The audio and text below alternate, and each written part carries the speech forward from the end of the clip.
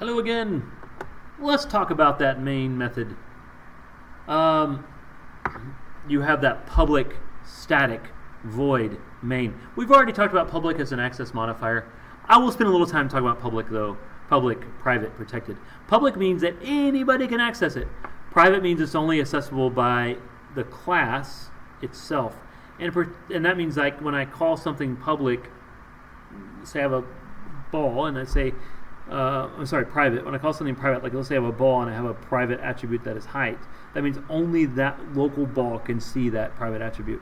Protected means that object can see it and any children it has. We'll talk more about that in inheritance, but just know those are the three access modifiers. But static is a reserved keyword. What static means is that you can access it without an object. So there are many classes that are accessible without an object. The math class, the entire class, is accessible without an object. A non-static method, you just leave the static word off and only an object can access that method. Void is used in the main method header.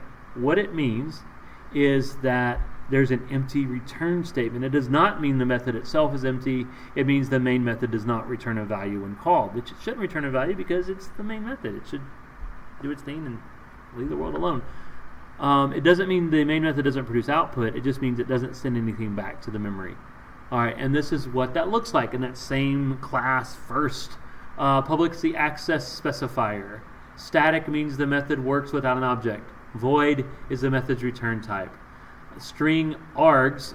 String is actually a class, and these little square brackets mean it's an array. We're going to talk more about arrays later on.